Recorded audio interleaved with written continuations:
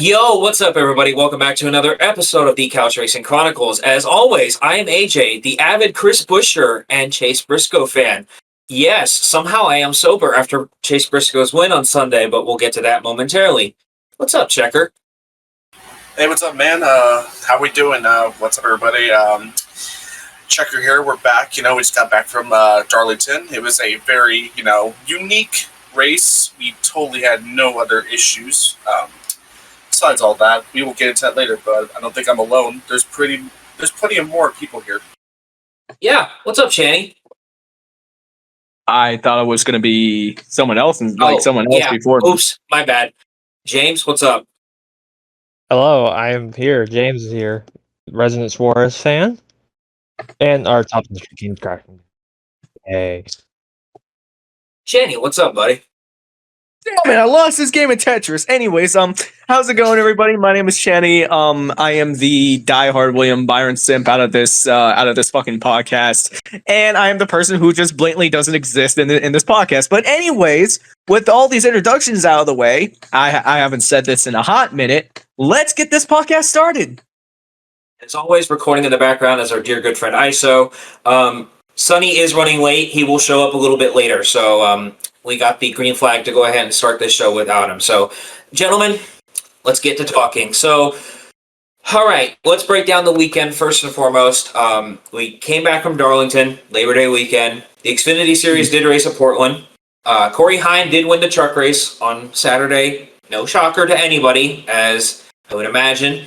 But it really looked like the front row trucks were going to be the trucks to beat for sure. But unfortunately, both of them did have issues throughout the race. We'll get into that momentarily. Connor Zilich, once again, as dominant as all hell could be, wins at Portland in probably one of the most controversial ways possible. Again, we'll get into that momentarily.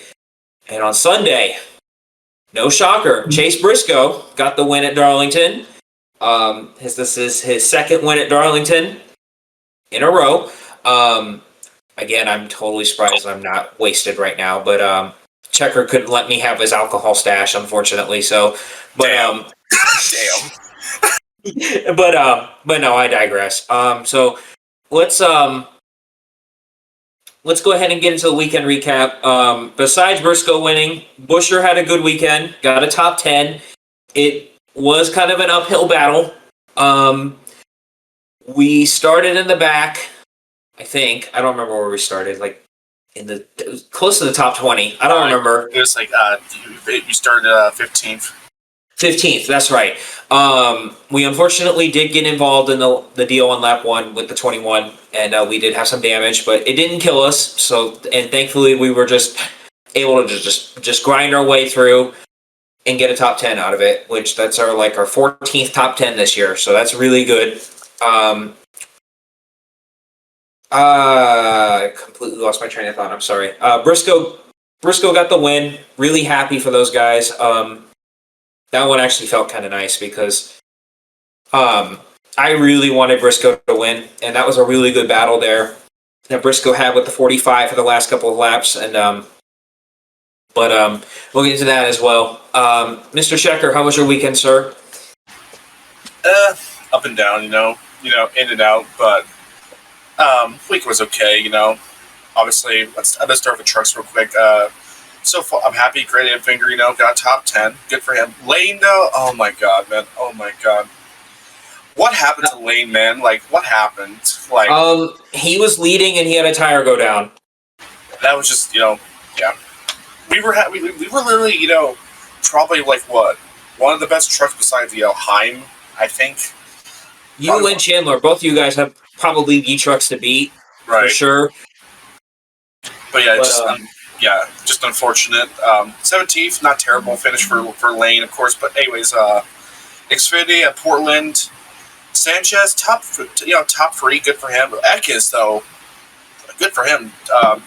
Top 5. Allgaier, oh my fucking god. Oh man, I was, and of course I'm not gonna obviously blame, Carson for, taking to accidentally, punting me, but just unfortunate situation. But round enough, with a top 15, I'd say it's a good day. But let's talk about Sunday. Can we just talk about Legacy real quick? How that was probably Legacy's probably best performance so far this year. Top fives for Eric Jones and John Hunter. Good day and overall. Do we I just wanted to ask this real quick before I continue onwards. Do we think there's some improvement? Every time we look at this, do you think there's some improvement coming into Legacy? These last few races. Can we hold on to that question because that's actually a topic in Green Flag, Red Flag. So we'll get into that later. Oh, right.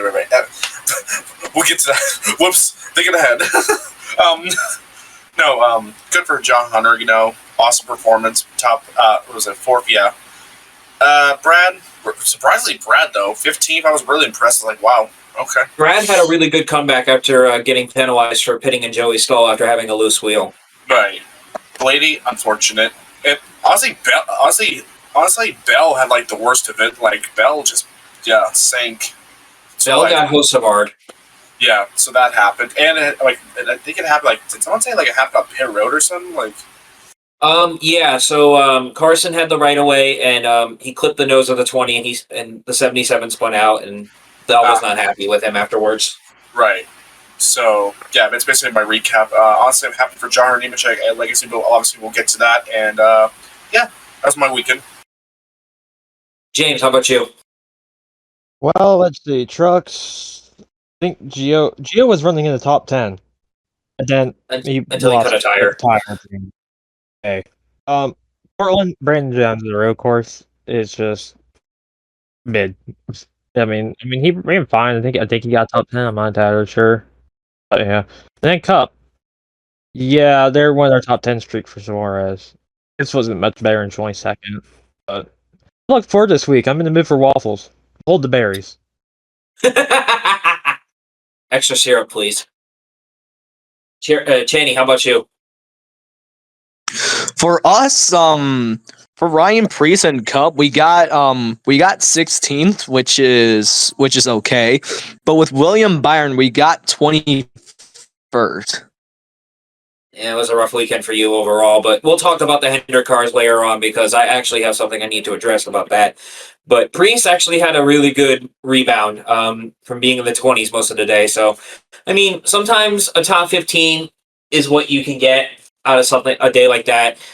It's better than finishing 30th, right? So, everyone had Ryan as a dark horse this weekend, and I'm a little shocked he just didn't have the car for it. But it is what it is. We got a couple tracks that Ryan's been really good at coming up here soon. Bristol being one of them. So don't be soured about it. It ain't over yet. So real quick, I want to ask a question to everybody. For those who did watch the race, I did not really watch the race. I listened to the last half of it. So according to the Jeff Gluck poll, I think the final vote on the Good Race poll was 61%. If I'm not mistaken. So do we think Darlington was a good race for those who did watch it? I think Darlington, I think it definitely performed, Obviously there was a lot, honestly, the only takeaway I have is tires are just, tires just cutting in, cutting out, but, I don't think there was any other problems, really, I can think of. I think it was, okay besides, not really much passing, but that's besides the point. Are you talking about tires cutting down? Are you talking about the truck race, right? Because there weren't as much tire issues in the Cup race. Okay, yeah, but, overall, I think that was basically simple. The Cup was just, I think Cup was probably the better one on, besides Portland, but overall, yeah. That's fair. I watched the truck race on Saturday. I thought it was tires were, and there was a lot of tire fall off was ridiculous. You couldn't even manage, right? And a lot of guys had issues. The 52 had issues. That one was a big shocker. Chandler Smith, another driver with tire issues. Lane with tire issues. That one was unfortunate. Corey Heim did have a tire issue coming to pit road under the end of this. I think it was the end of stage 1, and he just got very lucky when that happened. So, but that's Corey Heim for you. So Actually, speaking of Corey Heim, I know I'm getting a little ahead of myself, so I'm just going to go ahead and just kill two birds with one stone here. I heard some rumblings going around that Corey Heim does not have a full-time ride for next year. His plans with Sam Hunt Racing supposedly have fallen through because he doesn't have any sponsorship. So my question to you guys is, does he do another year of trucks, or does he go straight to Cup? Hello? Yeah, no, I think the perspective, is like, obviously the main situation is Heim, of course, wants to get up the Cup, but, funny lawsuit, stuff going on with 2311, all that bullshit, but, I think overall, I think Heim, at that point, I don't know, because you would think that he could just, directly get to Cup, but I don't know why, I'm just thinking, even if he does, stay in trucks, where would he go, honestly, because if Honeycutt is going back, to the 11, next year, unless plans change, of course, question is, where would, Heim decide to go, if he decided to stay in trucks, He could take that one truck. I mean, that truck is not really a full-time truck, but, I mean, that could be a good placeholder for him until, something develops, but I don't really see much happening for Heim, if I'm being honest. But, I mean, James, I want to ask you this, too. I want your input on this, too. Where do you think Heim would go if this rumor about him and Sam Hunt falling through does come to fruition? Do you think he stays in trucks? I mean, there's a lot of moving pieces with the silly season going on. I don't see if the teams lose the lawsuit, I don't see him going to 2011. And the main cause of seeing is why he's not in the 35 is because they needed the money from Herbst to even fund that car and run it. So, and I think we don't know what's going on. I mean, Bob said when Honeycutt got released by Omnis that it was expected he would go replace Heim. Right. If that comes to fruition, Heim can't go back to the 11 drive. So, he's already the 2311 reserve. That's for sure. I'm sure he's got that nailed down automatically. Anything past that, I'm not sure. Yeah, I agree. This is kind of a tough spot to be in if you're Corey, for sure, because it's tough in this market. It doesn't help 2311's case, too, with this lawsuit going on, which unfortunately is just getting worse and worse for them. If everyone's been paying attention to Twitter, I would talk about it on here, but I don't really have the legal knowledge nor the business to be talking about this type of lawsuit. But all I can really say is this is a really big deal, and this could be bad. And I really hope it doesn't get to that route. But right now, just judging on what everything I've seen on Twitter from Jeff and Bob Pockris, Kelly Crandall, everybody, it's not looking good. That's all I can really say. So if you're Corey, I would definitely pray you start having some backup plans lined up in case, God forbid, this shit does go south, right? Yeah. Honestly, just the way everything's been going, with this whole lawsuit, this is definitely going to be, if this does, go into the worst case scenario and what we're thinking, what we've been, observing for the last few, months, I think this is definitely going to change up the sport. It's definitely going to change the sport a lot. It's definitely going to make this sport a little bit more, I don't know, just divided. Yeah, kind of divided because the fan, the fan bases are going to be like, or I wouldn't say. Well, at the same time, the teams, are going to kind of be like, as well. But if you're Corey Heim, like I said, if you're Corey Heim, you have to start prepping. You have to start prepping up a backup plan because, right. If this doesn't fall through, then what's next? What's next for Heim? Because he kind of want to get out. He kind of wants to get out trucks and try something new, but just there's nothing there for him. Yeah, literally, there's nothing he can do. Literally, nobody really wants him, and it's not like it's not like as I say about JGR and all that, It's not that the only team that doesn't really want Heim is JGR, which you are correct. It's not that everyone else doesn't want Heim. It's just there's no open seats available, right? JGR, unfortunately, this beef lasts from back in ARCA when Ty Gibbs and Corey Heim were both in ARCA, and they do not like each other. And unfortunately, that is a factor of why Corey Heim can't get a ride at JGR. Right? That's point blank and very obvious. And this comes to show in this sport, it is a cutthroat sport.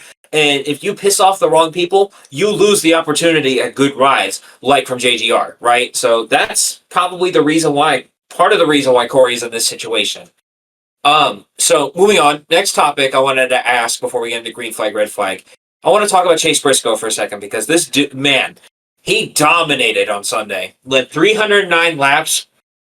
You would think Martin Truex Jr. was behind the wheel because of how good this team was doing. Rounded off really good pit stops. So my question to all of you, do we think Chase could potentially be a Cinderella Final Four deal here? Do we think he could potentially make the Final Four if he keeps this up? I want to ask James this first. I honestly, at this point, I said this to my brother the other day. Monday or yesterday, one or two. I'm like, Chase Briscoe isn't a dark horse, my top dark horse for a championship anymore. He's generally one of the ones I would not be surprised if he did win it. Now, especially after Darlington. I already had him going out around the 8. I already had him going deep to the playoffs. But after that, you could genuinely make a case that if he doesn't win it this year, he could probably, maybe in the near future, he's going to be a cup champion, I think, for sure.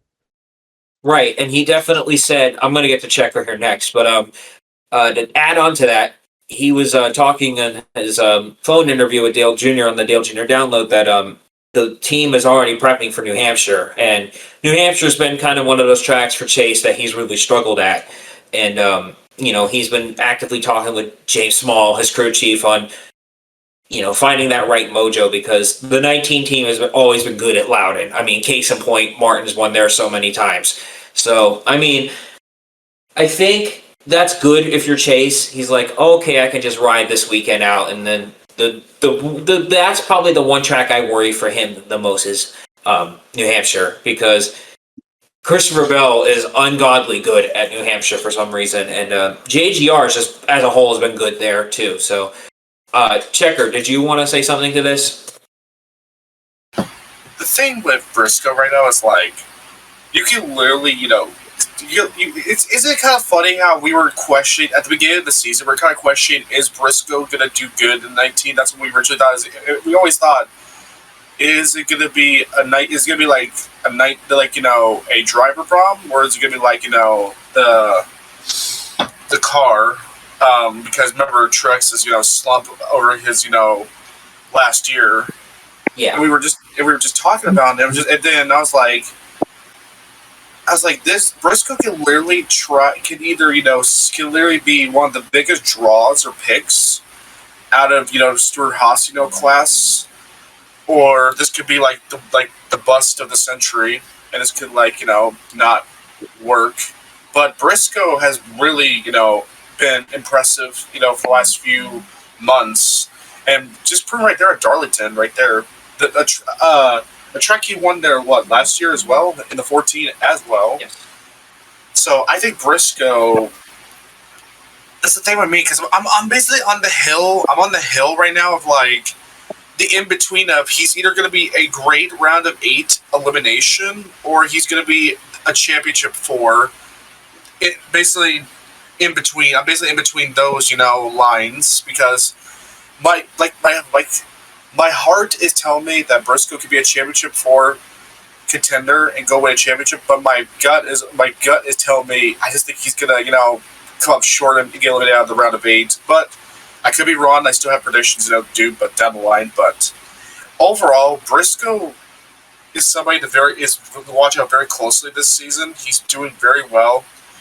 Many tracks he's great at on the schedule, but I guess we're going to see, and test to see if Briscoe, can handle all this, handle all the pressure coming up in the next few, weeks as the rounds keep coming. So, honestly, I'm kind of, like I said, I'm in between round of 8 and championship 4. Basically, those are my limits, basically, for Briscoe's potential for the playoffs. Yeah, great. Well, let's look at Chase Briscoe's season real quick before I ask Channy. So, Briscoe this year so far has 2 wins, 11 top 5s, a crap ton of top 10s, 6 poles. That's incredible. I can tell you, putting him in this 19 car was no fluke. Because Chase is his racecraft is very good. He's a good driver, minds his business, keeps his nose clean, and keeps it up front. Briscoe is ultimately, in my opinion, wait, what? I thought someone said something. My bad. So my thing with Briscoe here is I think he could legitimately be a Final Four contender, right? So, I mean, he could easily cruise to this round, no problem, and point his way into the round of 12 by getting stage points, right? Gets a couple stage points every race in the round. He could point his way into the round of 12 and potentially the round of 8. So he could potentially do well these next couple weeks. Channy, what are your thoughts on this? I think, like you said, ever since Chase Briscoe got into the 19 car, he's been one hell of a driver this year. I gotta say that. Now let me ask you this: did you every time you see that 19 car doing well, do you think to yourself, "Man, if I was a fan when Martin was like that," right? Mm-hmm. Mm-hmm. And I'm not going to say that because I like Martin. Martin's been a great driver, but I think the last couple of years before he retired, he was just over it, and he just didn't give a fuck anymore. James, since you've been around the sport longer, did you see that too? With the Truex and that kind of performance, you saying? No, my question is, do you feel like Martin just was at the point where he was just about over it and just wanted to get out? Oh That's yeah, why he wasn't definitely. doing so well. You could hear in his communications with James Small. He basically was done with it at that point. It was like, I can't blame him. I really can't, because it was one of those things that just especially last year, it seemed like they threw races away almost every now and then. And you come off the year 23 and you keep doing that. I mean, yeah, that's gonna take a toll on someone. And Drew is already old enough. He won a championship. I think he was the right decision to retire when he did. Yeah, I agree. All right, well, gentlemen, well, that's enough yapping on the opening segment. Are we ready to get into green flag, red flag? Yeah, let's do it. I'm ready. Okay, Channy, take it away. All right, our first topic in green flag, red flag is all four excuse me, all 4 Hendrick Motorsports drivers, 17th, 19th, 21st, and 20, and I said 21st 2 times. Can I read that one because I screwed up that one entirely? Yeah, go ahead. All right, first topic. All 4 Hendrick drivers. Let's try that again. All 4 Hendrick Motorsports drivers finished 17th, 19th, 21st, and 31st on the Sunday Southern 500. Could it be time to hit the panic button? Green flag, red flag, James. I think, well, green flag, hitting the panic button. Yes, Bowman was back there. He was the one who finished 31st, if I'm correct. His was done. That hit for no fault of his own. That was a freak mishap on his pit stop. That said, and it took him forever to get back on the lead lap. And even once he did, he struggled to get going forwards. And then with the other ones, it's just weird. I mean, I'm not surprised the 9 ran bad going off that team so recently. I mean, the 5 and the 24 were shocking to see. Those 2 were not in the conversation at all. I don't even think I remember seeing Larson from what I can remember at all. So, which is just wild. I think it is time to be done on that, and there's a good chance we may send 2 of them home in this round 16. Yeah, for sure. So what happened with Larson there was he had some damage on a restart, and it just killed his car. And it wasn't even the biggest damage in the world either, which is kind of a freak deal to me.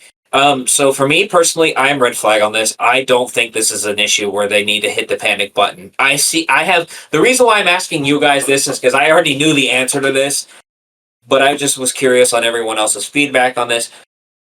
I don't really think this is an issue where they need to hit the panic button. I mean, if you're Bowman, yes, probably, because you're not doing great in points. But for the rest of them, probably not. But I mean, Byron had a really bad. They all just missed it, and Byron said it clear as day. Everybody just missed it, and that's unfortunate and a kind of a shocker. But I mean, Darlington's never really been good to the Hendrick guys, so I feel like the rest of them will be okay. Bowman, I'm a little worried about because he's already 16th in points and he's like minus 21 below the cutoff. So I mean, anything can happen in these next couple of weeks. But no, I would not hit the panic button. Channy?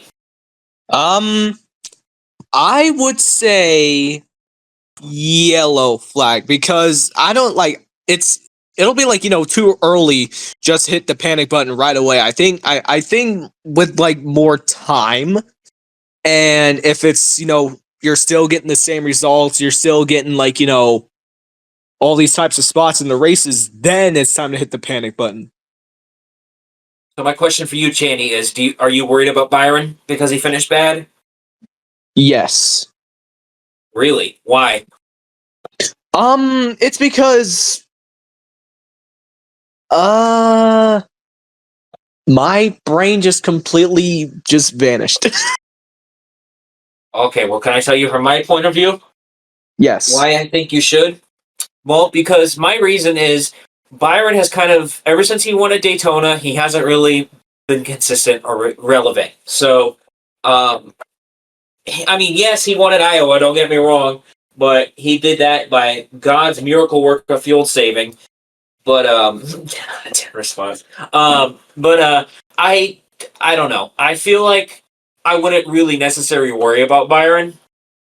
If he doesn't do well in the next couple weeks, then yes, but right now, probably not. I mean, he's doing just fine. He won the regular season championship. It was just a weekend they all missed. Checker? Also, to re-clarify for you, for Bowman, he's actually tied right now with Josh Berry below the cuff with minus 19 on both. Oh, I said minus 16. I meant minus 19. Thank you. So, the thing right now is, obviously, I'm going to go, green flag. Well, actually, yeah, I'm going to go green flag because, for some of Hendrick, there's a lot of them, there's a few more tracks that's coming up that are really good at. You got Gateway obviously coming up, and then you got Bristol as the eliminator. I just don't think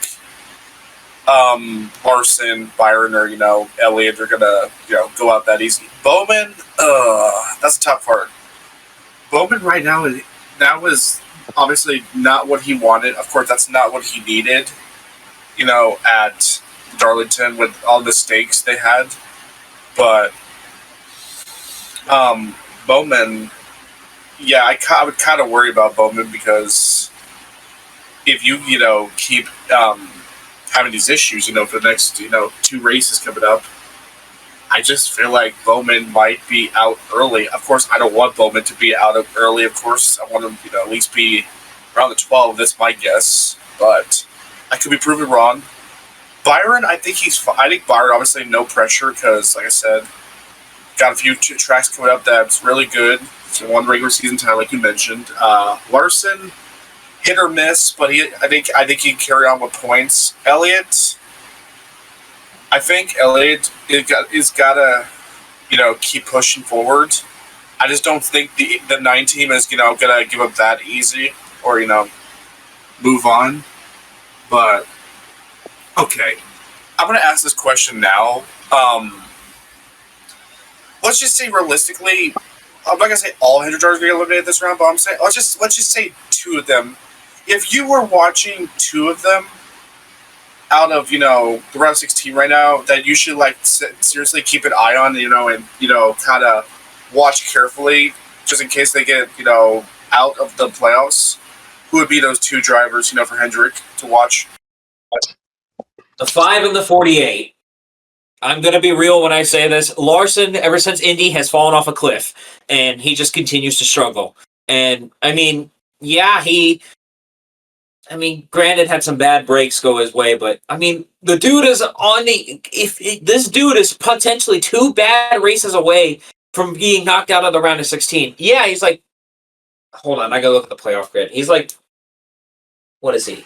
Plus 38. He's plus 38. If he somehow has 2 bad races these next 2 weeks, he could potentially be eliminated.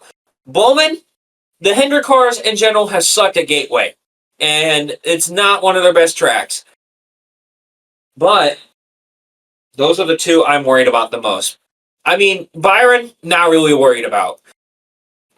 Chase Elliott, he's been fairly consistent, believe it or not.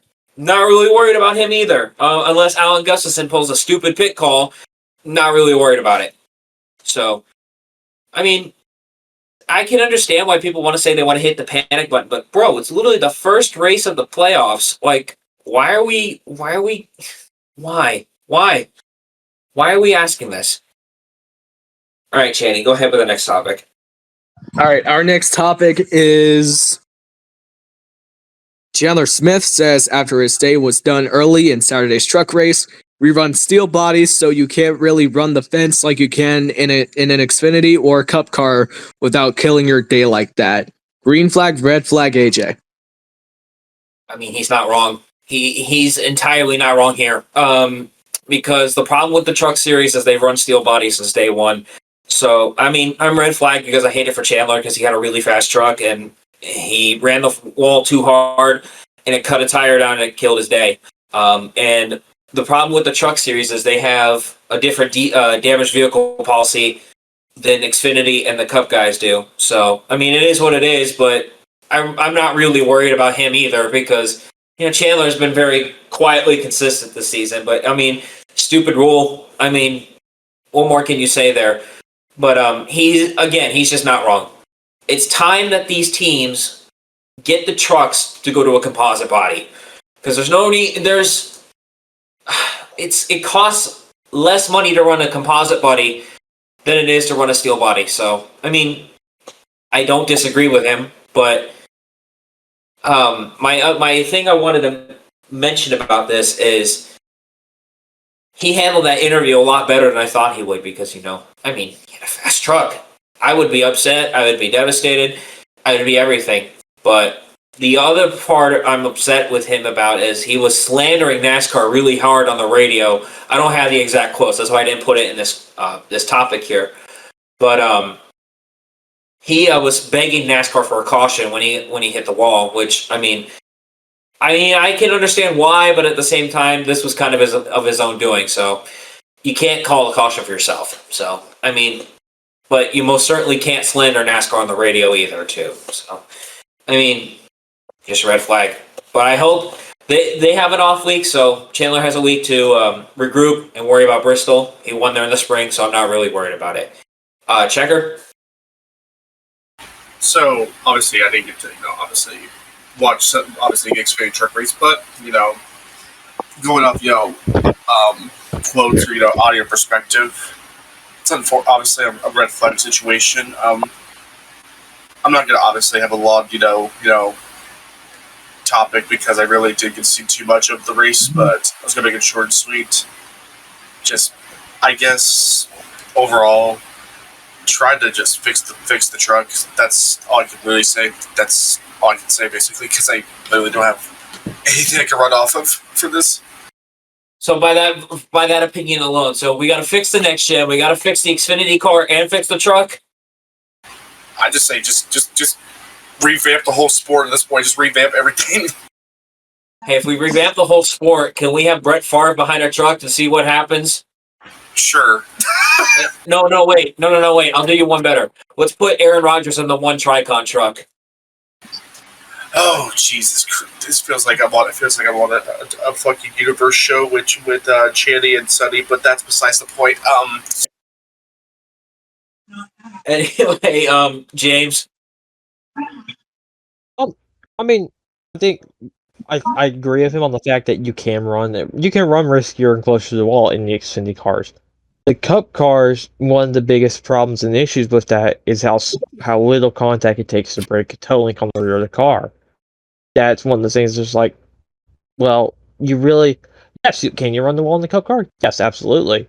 The only thing is, you do run the risk of breaking a toe link and screwing your day over. That's my thing on that. I think he's right though. Yeah, and the other risk you run into with the Cup car is the cars do bottom out really, really bad, which that is actually going to be a perfect segue to the next topic, but I'll let Channy go before I finish. So my question to both you and Checker is, do we see the truck bodies going to composite within the next couple of years to save the team some money? I mean, at this point, we're going to have to, start kind of saving money, to obviously do more with the truck. That's just me. I think so. James? I could see it. I mean, the comment that Danny said on Actually Detrimental, I think last week said it looks like NASCAR are going to try to get the trucks in the Xfinity Series and not in the near future to spec cars. Composite bodies could be the way to go on that, as much as I don't want that. Right, as much as a lot of people don't want that, but, I mean, Denny's great, obviously. No, I'm just kidding. I'm not Freddie Kraft. But no, I don't really want that either, per se. But, I mean, if it does come to that, we could also potentially see the trucks go to a composite body because of that, too. So, Channy, green flag, red flag. This man. Green, your thoughts on the Chandler Smith comment? I think I heard everything that I kind of needed to hear, so I'm probably just gonna go red flag with this topic. Okay, then that would be a perfect segue to the next topic, sir. Connor Zilic was not penalized for his move in turn 1, cutting the corner at Portland on Saturday. Was this move fair or foul? I'm going to take this one to AJ again. It was completely fair, in my opinion. This is a very unpopular opinion, but compared to what everybody else did on Saturday, now keep in mind I'm saying this because I watched every single replay. I didn't watch the full Xfinity race because Connor just straight up dominated. I don't see what Connor did wrong, and everyone has been literally in an uproar about it. I don't see what he did wrong because he used the access road, and that Joker road has been an issue even with IndyCar for the last God amount of years. I don't know, but everyone's bitching and hollering that Connor cut the corner. He did not, because we all know the 21 and the 18 were going to drive through him anyway. So what difference did it make, right? I mean, if anyone we should be calling out here is William Sawalich for literally cutting the corner multiple times, and NASCAR just said, fuck it, who cares? It's the last race here. So, I mean, I don't really see what the problem is here, people. Like, I mean, what did you want Connor to do? Did you want him to completely cut the corner? I mean, he stopped, right? He came to a stop. So, I mean, you guys just want to bitch about everything. What's next? Are we going to bitch about Checker being a Ryan Blaney fan? Are we going to bitch about Chandler being a William Byron sim? What do you want from me? What do you want here? Like, I mean, it's not like it was the yellow line controversy from. I mean, it's like it's one of those things. I feel like I don't think Connor really slowed down. It felt like, I mean, at the same time, everyone was trying to kill each other behind them. So maybe Connor did slow that down. I mean, my thing was, if you take that and you don't lose anything, you should have to at least let off a little bit.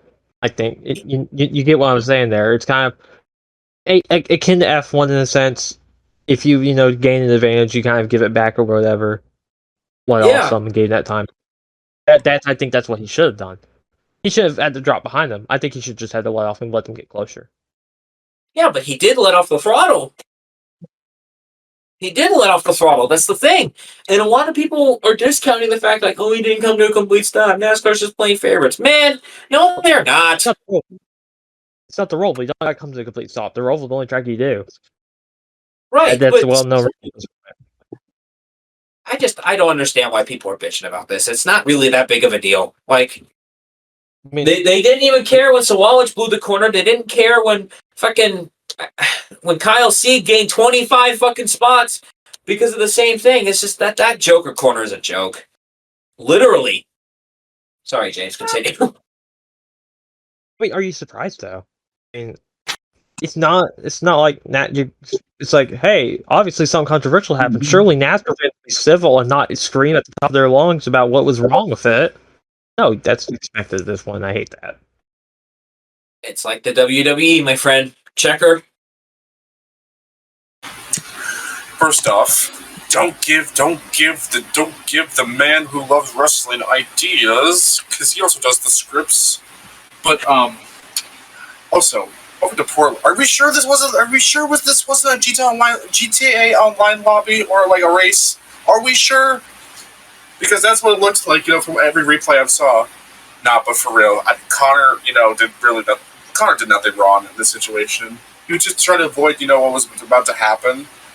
And, it's kind of a big brain move, honestly, in my opinion. But a lot of people were just like, why the fuck is he not, penalized, for doing that, but like some of the other drivers get like, no, none of the other drivers got penalized. Nobody got penalized, people. Like, I don't get, the concept of how, we could start. Oh, what am I talking about? It's NASCAR Twitter. What am I saying? You can't argue with NASCAR Twitter. Yep, you really can't. No, but for real, Connor did nothing wrong in this situation. Obviously,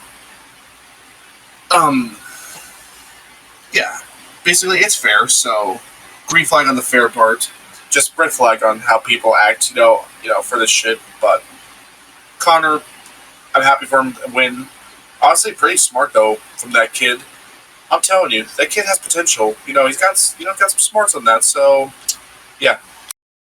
So speaking of Connor, I want to do a little bit of an off-topic, section to this topic since we are talking about Connor. How do we feel he's going to do in his first Cup year? I mean, I feel like I'm asking this question a little too early, but I'm just going to go ahead and ask it anyway. Do we feel like he's going to struggle in his Cup rookie year? Because I feel like that was a gateway for one of you guys to answer, and you guys just completely just blew it out of the water, SMH.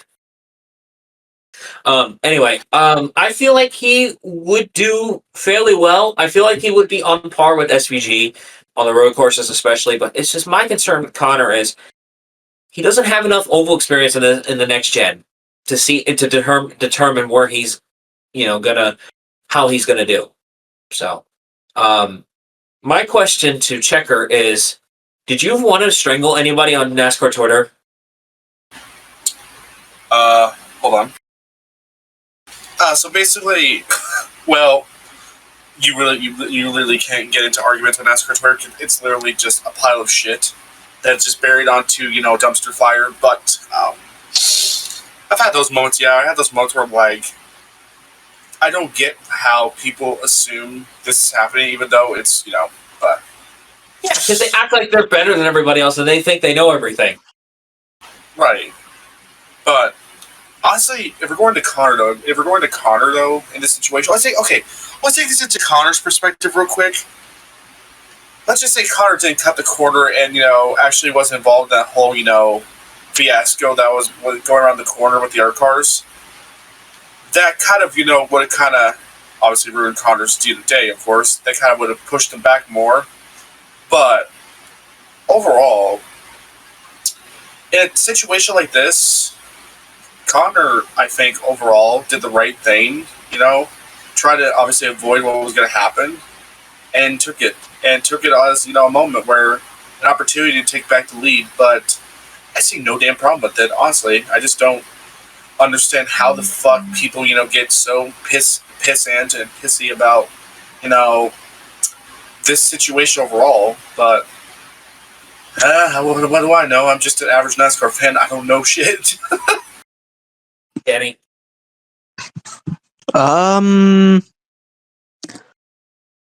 I think it was fair. Okay. All right, so my question to you is, are you just existing? At this point in my life and during these, just fucking exist so I don't get fined. ISO, remember to bleep that out. No, I'm just kidding. Go ahead and read the next topic, buddy. All right, our next topic. Josh Berry's car spins on lap 1, collecting multiple drivers, and said in his interview with Matt Weaver, it bottomed out 5 or 6 times. Green flag, red flag. Let's go with Checker on this one.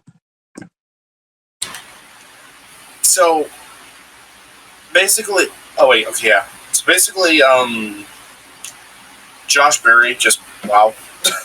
I feel so actually bad for Josh Berry because that was just like unfortunate. Literally, Also, because I literally saw, like, I don't remember where the post was. It was like a tweet. Someone actually jinxed the whole, like, scenario, but totally not thinking that's Sunny's burner account. But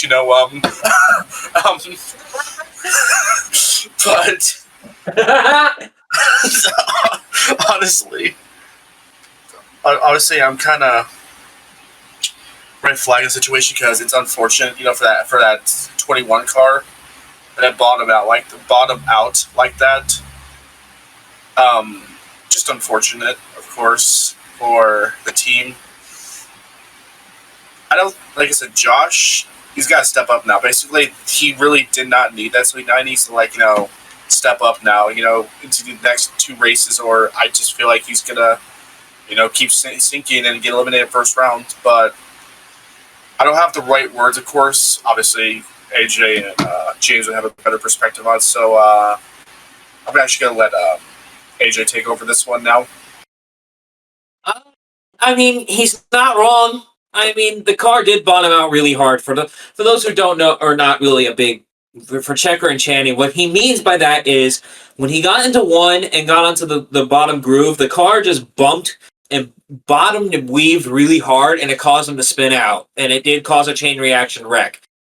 So, I mean, that's the biggest issue with this next gen too, is it bottoms out really bad, and it actually hurts. So, I mean, that's unfortunate for Josh, but that's also a welcome to the sport kid type of moment for him because, this is his first Cup playoff appearance. So, obviously, it put him in a hole, so I'm red flag. But I wanted to mention this too. This dude with a damaged race car got the fastest lap of the entire race and the extra point from the Xfinity fastest lap. Is this car bulletproof? I don't know. You tell. Actually, I wanted to ask you this real quick before we get to James. I was going to say, I'm not sure if you saw the tweet. Did you see Kyle Busch's radio? Did you hear his radio actually on Twitter? Yeah, I wanted to mention about that. Okay, go ahead. No, go ahead on that. So, I mean, there's kind of a reason for that one too, because Kyle's obviously frustrated. He wants to have a good race. He wants to win. So, I mean, he keeps getting involved in the same shit every week. And I don't really blame him for the frustration, but at the same time, you can't be red flag on that. You can be green flag on it because it's appropriate. I mean, especially if you're like a Suarez fan, if you're a Buescher fan, you feel his pain, right? So, I mean, I understand that, but it's not like it was a total crash out or anything. So, I mean, it is what it is. I mean, if Sonny were here, he would agree with me and say, I feel like it was justified. So, James. Well, obviously red flag because it hurts Suarez. I mean, no, it's one of those things. It's a mistake anyone could make, and it could have been happening to anyone with this car. I mean, let's be real. This car has a multitude of problems that it would take probably an hour for me to list them all. But I mean, I hate it happened to Josh. And I mean, if I had a nickel for every time Josh Berry inadvertently caused Suarez damage that killed his race on the restart/start this year, I have 2 nickels, which isn't a lot, but it's weird to happen twice.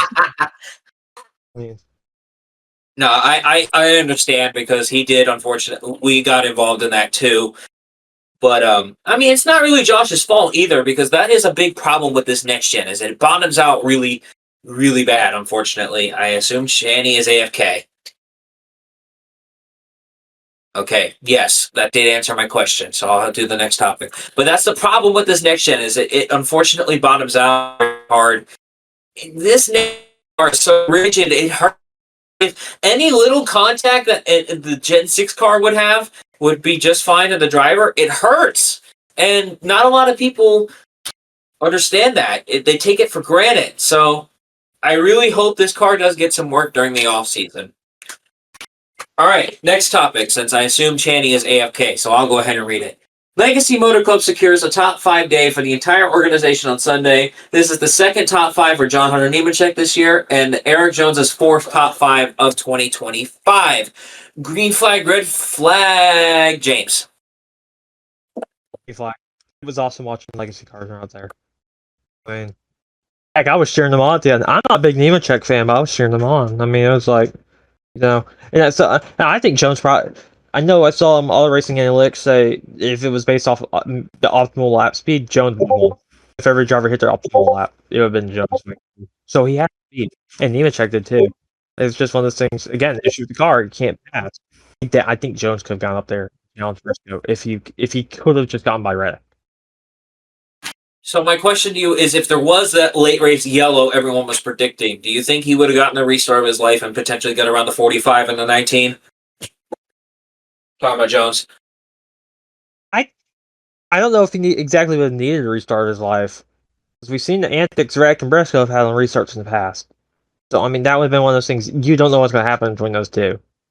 And it's one of those things, I think Jones early in the race on the restart tried to go free wide into turn 3 and it didn't quite work out, and so he backed out.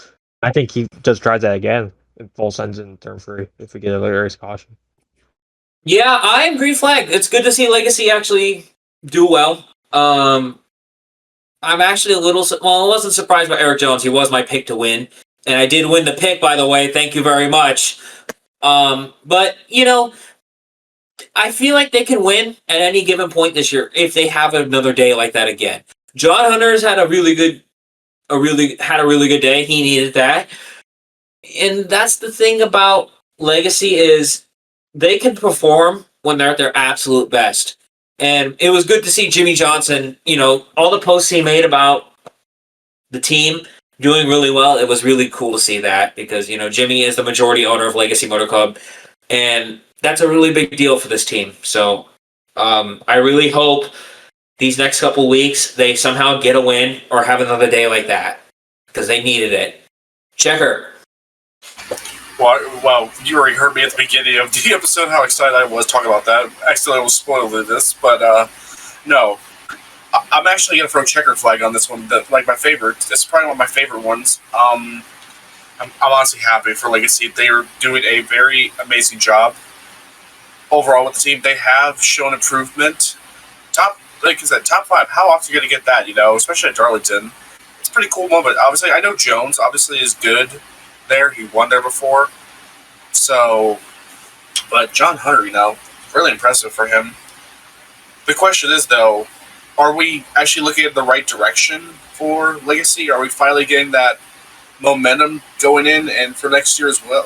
Maybe the rest of the season, or, going into next season? Do we see some improvement for Legacy, or what are we thinking? That's actually a really good question, but I think I don't want to say this was a fluke deal because they've had a couple top 5s this year. But this could potentially be the right step in the direction that they need to improve better as a team. And the Legacy usually shines very well in super speedways. I mean, look, Jimmy Johnson got a top 5 in February. Eric Jones has a couple already, and John Hunter Nemechek has a couple top 5s this year or two. So, I mean, who knows? They could be contenders next year. We never know. So I feel like I want to ask this to Checker. Where do you think John Hunter's going to get his first win?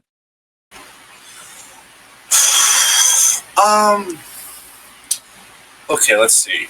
I'm trying to think of where John Hunter is good at. I'm trying to think of what tracks he's good at. He's good at Vegas. Good at Vegas. I'd say top 10. I'd say top 10 there. Maybe top 10 at Vegas. I'm trying to think. It's been a while since I've been a John Hunter Nemechek fan since the Xfinity Series. It's been a little slow to the draw. New Hampshire. He's good at New Hampshire too. Honestly, at best, I think John Hunter Nemechek will be. You know what? I'm going to go bold and say this.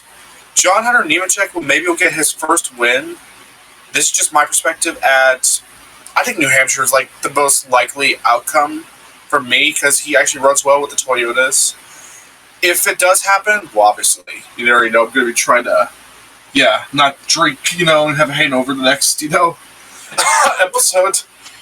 Honestly, I'd celebrate, but I think likely John Hunter Nemechek would honestly thrive in New Hampshire. I think he would get his first win there. If not, Las Vegas is his second best, but I think he'd honestly get a top 10 more at Vegas. But yeah. Also, welcome to the chat, Sonny.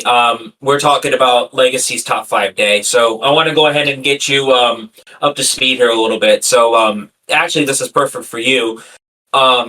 With Eric Jones having the day he had and John Hunter and Nemechek both having the day that they had, do you think this is a start for them? Well, first and foremost, what's your take on this green flag, red flag topic? First and foremost. Well, mine's gonna be pretty obvious from the get-go. I'm obviously green flag simply because if you consider the legacy struggles they've had ever since the rebrand, 2023, 2024, and now finally you have some speed going into the year, world. You have some speed going into the year, and you have a chance to build on that speed. So, with the performance they had at Darlington, I think if they continue this consistency that they have and improving on what they do in their race strategies, who's to say they'll pull off a shock win? All right, my question to you is, do you think Eric Jones is finally going to get that win this year? I don't think this year, but maybe 2026 on a plate track or a really good oval. Okay, that's all we need to know. All right, last topic, and Sonny is actually here in a good time because I wanted him to go first on this. When asked about a potential return to the Cup Series, Greg Biffle said, "The only thing that concerns me is the Daytona 500. Green flag, red flag, Sonny." God bless Lord and Savior Greg Biffle. Is that all you're really going to say? Nah. I'm okay. I'm talking to multiple people at once, so I'm sorry. All right, so obviously I'm green flag because I love seeing an old veteran return. I love Greg Biffle, and I think what he's referring to when the concern is the Daytona 500. I don't know if he just mentioned. I don't know if he's being more specific with like the stuff that happened with Mike Wallace and needing more experience, or if it's just that kind of thing where that's the only thing on my mind and I want to win it. So either way, yeah, maybe. Either way, we've already seen a lot of good people return. Biffle already had a return to the 500. He was like the first ever NY racing driver. So my curiosity would just be who would pick him up, because I imagine it would have to be a team not already with 3 cars, or maybe some sort of that's just my thing. It's just who is he going to drive for, and can they get him? Can they get him racked up and ready for a 500 run? Because if they can, I'm green flag all the way. Here's my opinion on that. What if... this is going to sound kind of crazy, but just hear me out. You know how Corey LaJoie did drive the 0-1 car for Rick Ware Racing? What if we put Greg Biffle in that car? That's not that far-fetched. Well, I mean, because Corey's already back with Spire in the Truck Series. I don't see Corey going back to the 0-1 for the rest of the year, so... me personally, I'd like to see Greg Biffle run the Daytona 500 again, but I also look at it as of the man just needs to retire. I mean this with all due respect. He's getting old. I mean, I get it, the itch is still there, but why? Why? Why do you want to keep racing? You're not missing much. I mean, it's hard to secure an open ride. I don't really see the need to...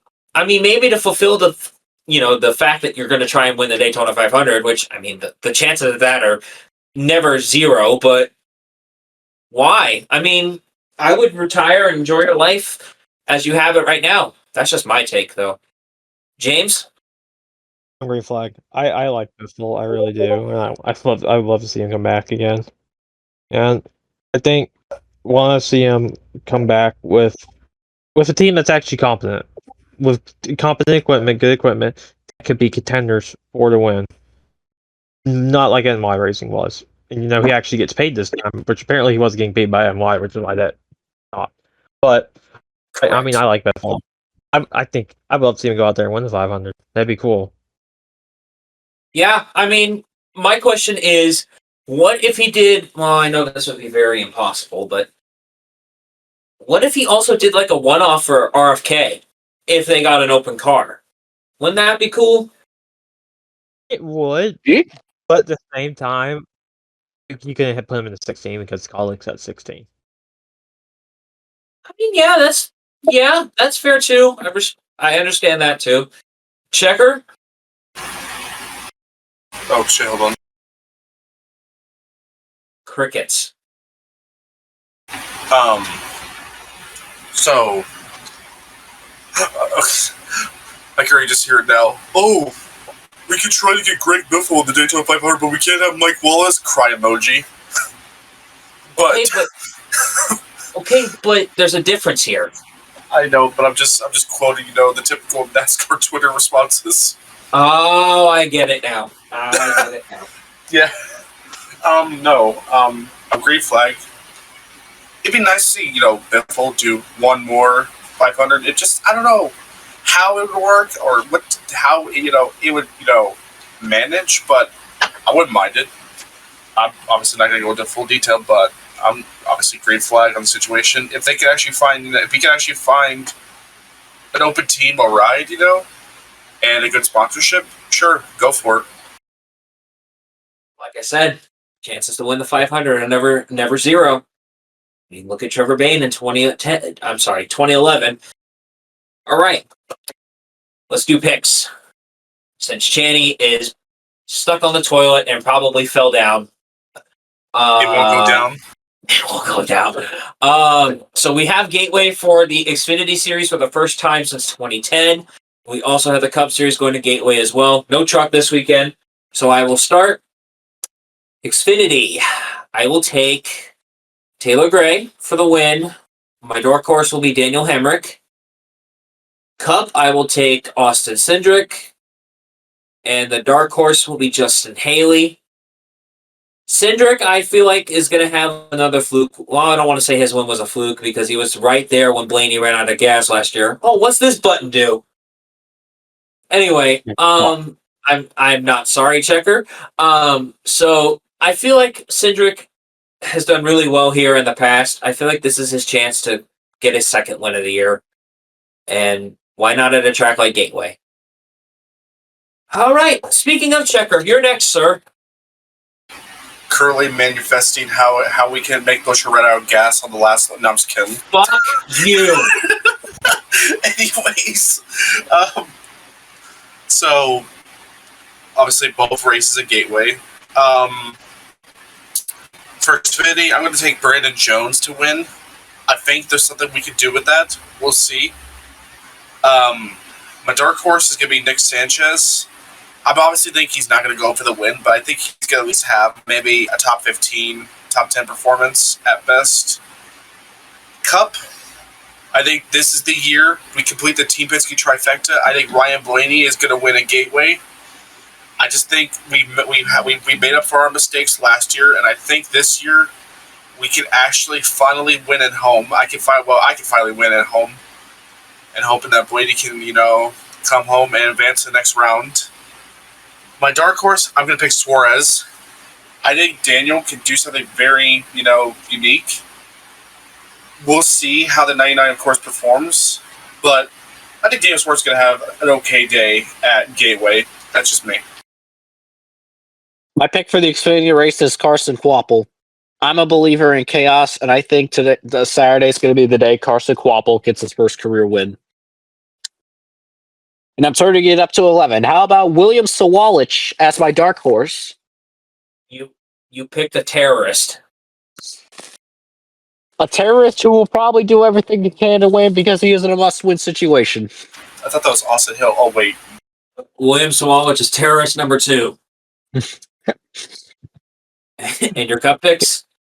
My pick for the win is Christopher Bell. He was very dominant last year, and then I forgot what took him out, but it was some sort of electrical issue while he was battling for the. He blew an engine. Yeah, while he was battling for the lead. So I think Bell's going to get redemption, and I think he's going to not too much of a winless streak because we're on the winless streak, but the little skid he's had ever since going 3 in a row. He's going to snap that, and he's going to punch his ticket to the next round, along with teammate Chase Briscoe. And my dark horse, look, I got to try. I'm going Kyle Busch because we have one here. We have one here in the RCR car. In fact, the last time we won here was the last time I felt any sense of happiness. So, please, for my Are sanity, you that my will be- desperate? Yes. Understood. James? Hello. Oh, my back was muted. Hang on. Yeah, bro. All right. We lost James for a minute. My Xfinity dark horse will be Ryan Stieg. And I think we get an end to the JRM domination. And I think Sam Mayer wins in Gateway. On the Cup side, my dark horse coming off his 4th place career best finish at Darlington, John Hunter Nemechek. My Cup race pick, Denny Hamlin. Ooh, Hamlin's a good pick because he's been very close. Good, he's really good here. Channy, welcome back. What are your picks, good sir? Anyways, my picks for both Xfinity and Cup is going to be my pick to win is Justin Allgaier, and my dark horse is Jesse Love. Okay, and your cup picks? My Cup picks, I mean, hey, we talked about him earlier. Give me William Byron for the win, and for my dark horse, give me AJ Allmendinger.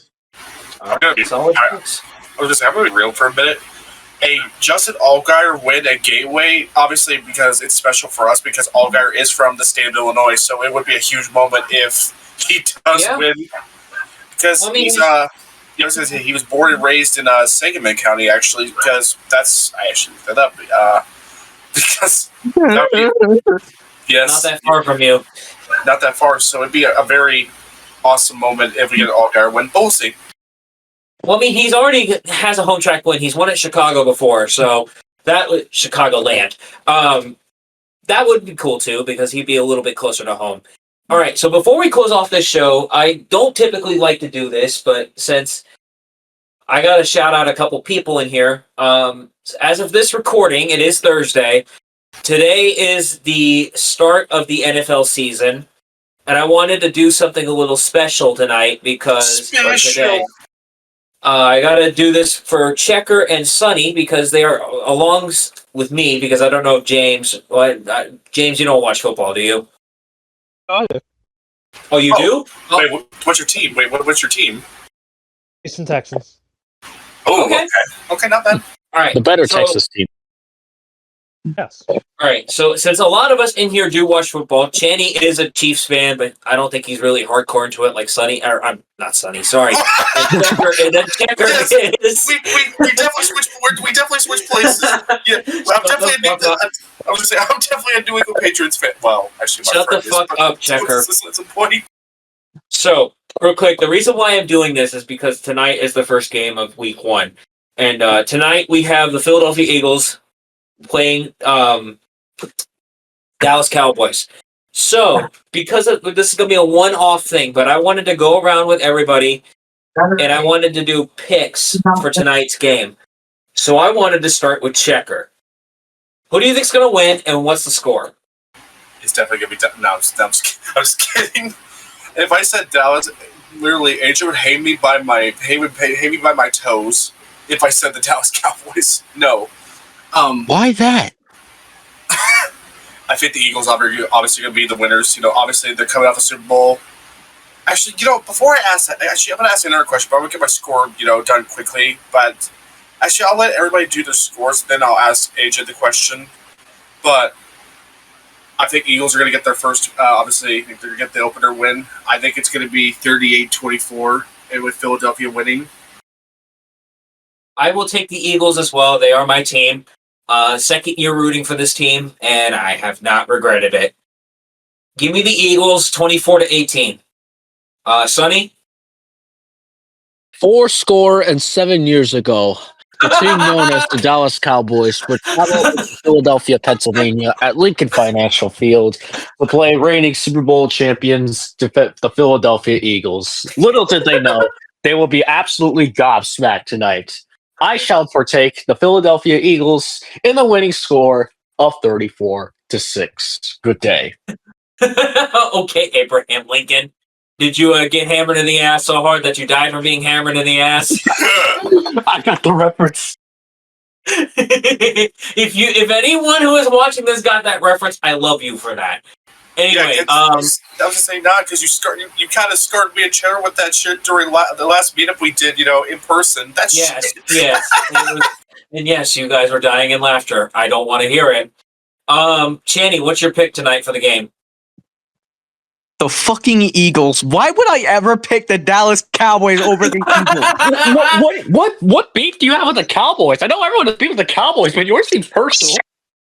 It's the Cowboys. No one can like them.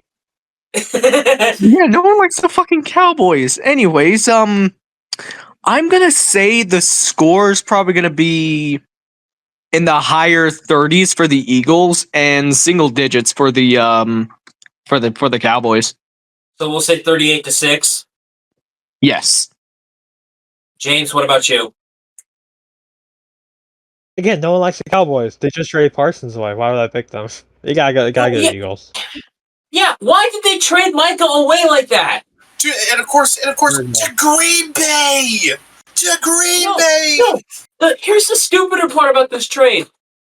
He was questionable. He's now questionable return. I know this is a racing podcast, y'all. I'm sorry, but I need to crash out over this. Why would you? No, I have a message for Jerry Jones. Real quick, I'm sorry, James. I have a message for Jerry Jones.